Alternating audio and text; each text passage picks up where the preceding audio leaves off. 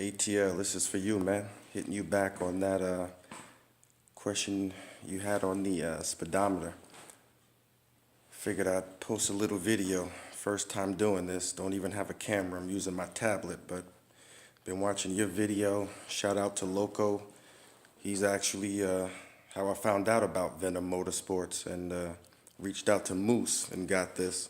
Appreciate you guys putting up your videos. Figured the least I could do is you know, put something up. Maybe I could help somebody else.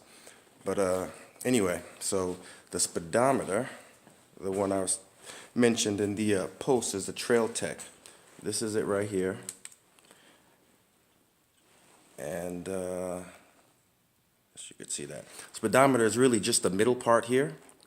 This outer bezel with the four lights is a separate add-on called the dash or something. Really all it is just these four indicator lights. You get like 12 that you can wire up to the bike. Everything from indicators, oil, high beam. I have the left, right, gas, and the neutral light I put on here, but there's a bunch of other ones you can substitute for. So you get the speedometer, and the other piece, which the guy in your garage was telling you about. So let me get a light on here. Alright, so this piece here, right here, is wires up to the speedometer. Those white connectors up there, that's all coming from the speedometer to the sensors. Right, you don't wire it to the harness, you connect it directly to whatever. So I've got one going to the speedo down there, another one goes to the battery for the power, another one goes into the where the spark plug is, so you get a temperature reading of of where the spark plug is, and the other is for the tach. That one, you can't see it, but it's wired. I basically wrapped it around the spark plug boot, where you stick it into the engine, and so that provides the tach. But this piece down here, right here, is kind of curved, so it's got the 3M tape kind of right there. So it just it fits right here because it's like semi-curved, so it fits the front forks perfectly, and that's not going anywhere. Now, it also comes with a set of 3 different size bolts. This bolt here, let's see if you can see. This one here is the one I replaced it with. So I put it, I took out one of these bolts, this one over here, and this is actually a magnet. It comes with 2 other, one bigger, one smaller, but the middle size, I think this fits our rotor perfect. So I just put it around the same height as this, so as this rotates, just like your guy was saying, every time it rotates, it sends a signal to this, and you actually program in the speedometer. There's lots of settings. You program in the speedometer. Where is it? All of the different parameters, like how big the tire, the wheel is, and so forth, and that's how it calculates the speed. So you turn it on, you can see the indicator, the gas indicator, neutral light come on. I also added because one thing this doesn't have is the gear indicator, so I added my own down here. I think it was like 15 bucks on eBay. Wired that up to the same wires that was on the old controls. I also replaced all the controls, as you could see. The throttle tube, the front brake, the clutch, pretty much all the controls. I rewired all that. What else? I painted the front, this thing right here, black. This stock fork that came with the bike was shot. I mean, it bottomed out as soon as you'd sit on it, and it wouldn't come up. You'd have to physically lift it up with your hands. So Moose sent me another one, but the one they sent was yellow, so I painted it black, as you can see. And this one is perfect, works just fine.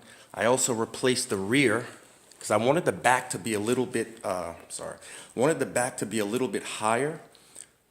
So the stock spring is this guy here, 10 inches from eye to eye.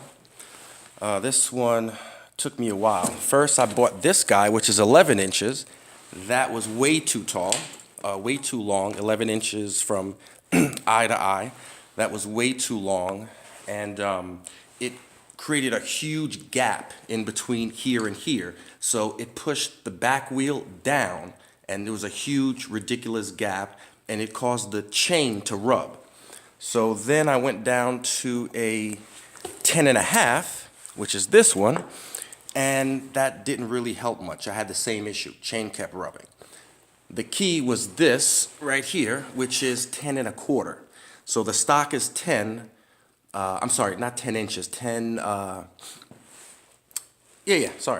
inches. 10 inches, eye to eye. And this one that's on there is 10.25 inches eye to eye. And that one, you know, it gave me about, I don't know, maybe 2 to 3 inches, but it didn't change the geometry of the bike at all. Tires are, I think, the same ones you got. The Michelin, I don't know if you could see that, but the 10, where is this? Let's see, yeah. 140, 70, 12, and I've got the 110, 90, 12 up front. What else? I changed the gearing on it. So stock, it had the 14 tooth up front. So I really had no first or second gear, you know. So I changed it to a 17, and now I can actually ride in second gear. You know, it's actually, second gear is now usable. So big improvement there. I also changed the front light. The rear lights are great. The front lights are ridiculous. They were so dim, like a damn dead flashlight. So let's see. I put on some LEDs, which they've got built-in fans.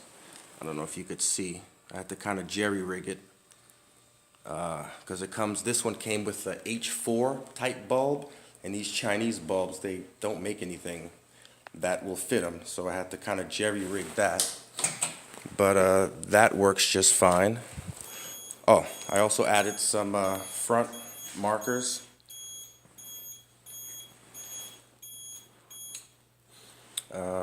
Kill switch, and what else? I think that's pretty much, I know I've done other things to it, but nothing I can remember right now. But anyway, the point of this was to show you the Trailtech.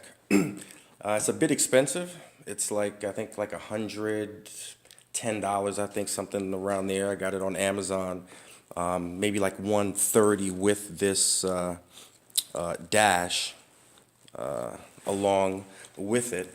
But I mean, I see a lot of other cheaper speedometers on eBay, and they all come with some sort of magnet where you either, you know, some people will drill a hole and put them in, some people use epoxy or some type of glue and glue it on here. But this worked out perfect because one of the 3 bolts they gives you fits this exactly. And you just tape, you know, glue this, you know, stick it around the same height, and it works flawlessly. So that is about it.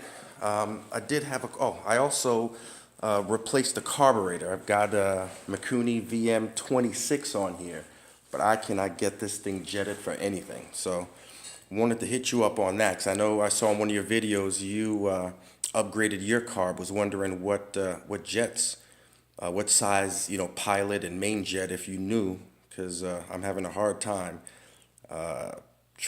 getting this thing up to speed ever since I upgraded the carb.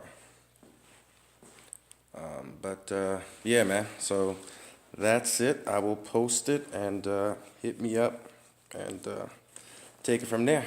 Thanks. Keep putting up your videos, man. I learned a lot from you, Loco. There's another dude, Henry the Eighth, I think. I kind of got the idea to shave this down from him. He did a really nice job on his. So I tried to do a little something like that there. And that's it. All right.